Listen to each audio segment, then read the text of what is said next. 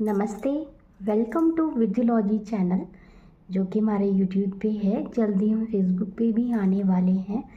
Firstly जो हमने beginning की है वो यूट्यूब से ही की है, बिकॉज़ ये एक ऐसा प्लेटफॉर्म है जो आप लोग प्रेफर करते हो। मोस्टली पीपल प्रेफर करते हैं किसी भी चीज़ को फाइंड करने के लिए, सीखने के लिए। मैं खुद भी पर्सनली कुछ भी सर्च करना होता है या किसी भी चीज़ के बारे में ब्रीफली जानना होता है तो यूट्यूब ही प्रेफर करती हूँ। सो वेलकम अगेन यूट्यूब पे हमारा जो चैनल है विद्युलॉजी, उसमें। और आज हम डिस्कस करने वाले हैं contract act 1872। As you know, contract act 1872 में आया था। सो हम उसी का डिस्कशन कर रहे हैं आज। मैंने आपको कल बताया था अपने वीडियो में कि हम पॉइंट टू पॉइंट चलेंगे। हाँ, आपको वीडियोस सर्च करनी पड़ेंगी। जिस भी टॉपिक के बारे में आपको ब्रीफ नॉलेज चाहिए उसकी वीडियो सर्च करनी पड़ेगी। आज का मैं सिर्फ स्टार्ट कर रही हूँ कॉन्ट्रैक्ट क्या होता है उससे। पहले मैं आपको बता दूँ कि जो कॉन्ट्रैक्ट है वो 1872 में आया था। वहाँ से जो है लॉ में आया था कॉन्ट्रैक्ट। उसके बाद से मैं आपको बताऊँ, एक वर्ड होता है एग्रीमेंट, ओके, और एक होता है कॉन्ट्रैक्ट। तो दोनों के बीच में डिफरेंस क्या है वो समझाती हूँ। जैसे कि सपोज़, सबसे पहले डिफरेंस बताते हैं। जैसे सपोज़ आप अपने फ्रेंड से कोई कॉपी लेते हो, वो आपको दे देते हैं। ये एक तरह का एग्रीमेंट हो गया जिसमें कोई भी रिटर्न कुछ भी नहीं दिया गया है कि अगर ये कॉपी खो जाती है तो आपको क्या मिलेगा on behalf of that copy. आपको मनीटरी टर्म्स मिलेंगे या क्या मिलेगा, वॉट एवर। आप ट्रस्ट करके अपने फ्रेंड को वो कॉपी दे देते हो, ओके।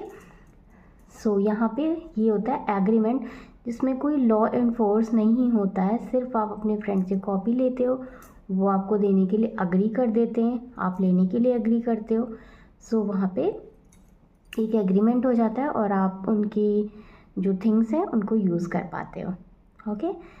नेक्स्ट हम चलते हैं व्हाट इज़ कॉन्ट्रैक्ट। कॉन्ट्रैक्ट का मैं आपको वहाँ से समझाती हूँ। जो एग्ज़ाम्पल मुझे समझाया गया था वो बेस्ट एग्ज़ाम्पल था। वो एग्ज़ाम्पल था जैसे कि कोई खेत लेते हो, ठीक है। कोई खेत लिया है आपने और बोला कि ये इस खेत पे मैं अपना जो खेती है वो करूँगा और आपको इस खेती का इतना इतना पार्ट दूंगा। अगर उन्होंने सिर्फ वर्बली एक्सेप्ट कर लिया है कि ओके आप करो और हमें इतना पार्ट दे देना, वर्बली अगर एक्सेप्ट किया है ये एक एग्रीमेंट होगा, उससे ज़्यादा कुछ भी नहीं होगा। अगर कोई फसल उस पर नहीं होती है, खेत पे वो कुछ नहीं दे पाते, वो कोर्ट नहीं जा सकते हैं क्लेम करने के लिए कि इन्होंने मुझे ये बोला था कि इतना पार्ट मुझे देंगे बट नहीं दे रहे। वो कुछ भी लीगल नहीं है, सिर्फ एक एक्सेप्टेंस है, एग्रीमेंट है। और अगर कोई ऑन पेपर कोर्ट जाके वो लिखवाते हैं या कुछ रिटन में सिग्नेचर लेते हैं और लॉ से इन्फोर्स करके उसमें डिटेल्स दी होती है कि आपको जो अगर हम कोई फसल नहीं दे पाएंगे तो एनी हाउ हमें देना ही देना है, हम कहीं से भी देंगे, आपका खेत हम यूज़ कर रहे हैं। वो चीज़ें होती है।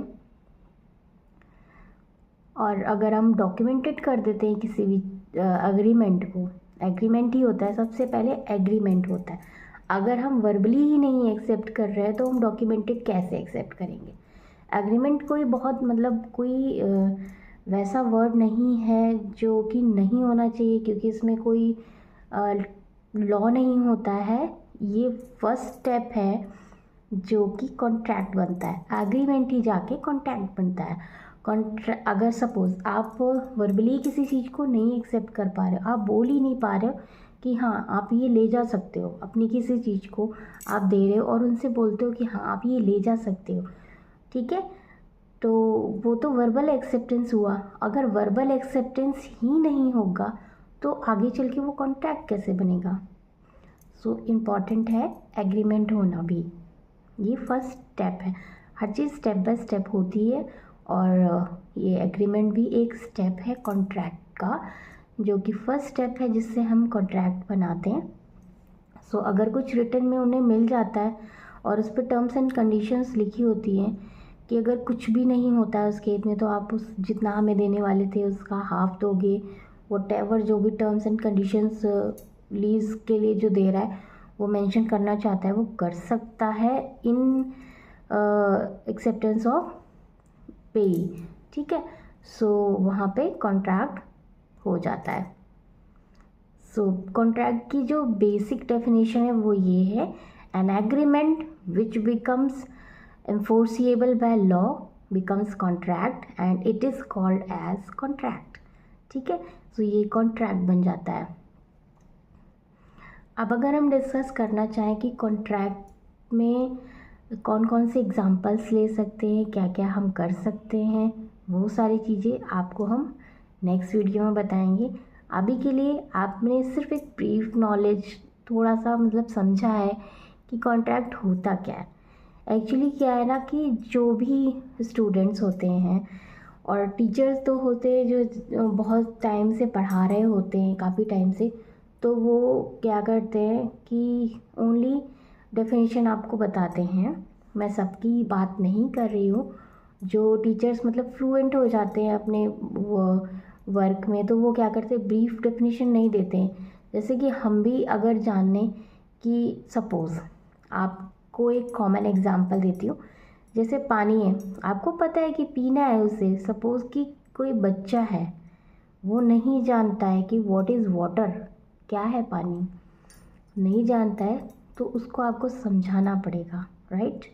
इसी तरह से स्टूडेंट्स भी होते हैं कॉन्ट्रैक्ट में, या किसी भी सब्जेक्ट की बात मैं अगर करूँ तो उन्हें नहीं पता होता है कि क्या होता है, तो आप स्टूडेंट्स को एग्जाम्पल के माध्यम से समझा सकते हो।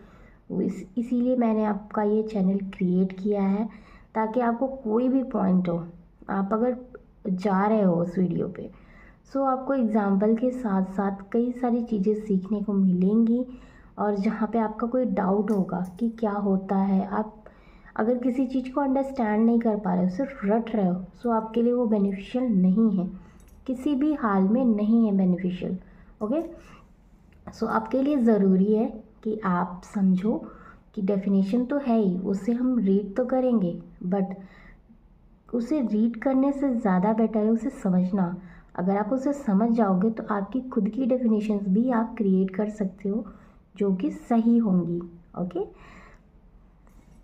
सो इसी तरह के मैं उन टीचर्स के लिए एक मैसेज देना चाहूँगी कि जो टीचर्स मतलब समझते हैं कि ब्रीफ नॉलेज देना ज़रूरी नहीं है और हम ऐसे ही पैराग्राफ अपना बढ़ाते रहेंगे, कोर्स पढ़ाते रहेंगे, सिलेबस कंप्लीट करते रहेंगे, दिस इज़ नॉट राइट। आपको हर एक पॉइंट अच्छे से समझाना होगा। डिपेंड्स आपके स्टूडेंट्स उस चीज़ को बियर करें जो आप पढ़ा रहे हो, वो ज़्यादा ज़रूरी है।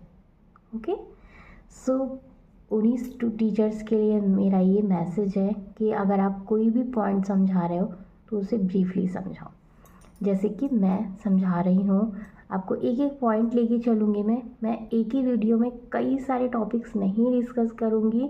ज़्यादा से ज़्यादा 2 टॉपिक्स होंगे आपके एक वीडियो में, उससे ज़्यादा नहीं होने वाले हैं।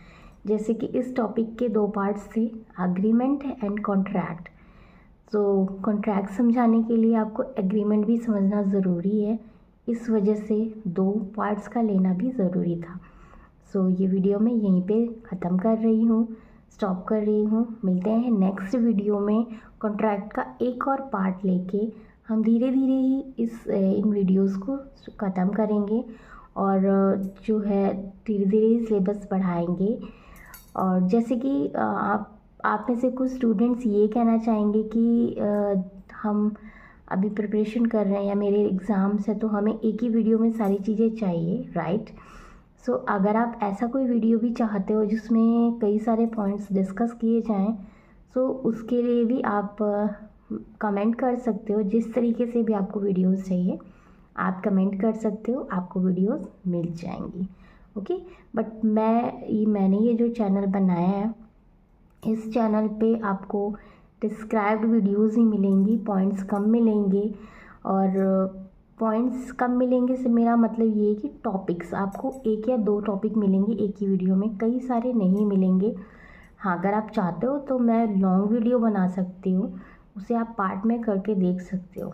Okay, thank you so much. बने रहिए हमारे चैनल के साथ, विधिलॉजी लीगल के साथ, कुछ लीगल बातें सीखने के लिए। Thank you.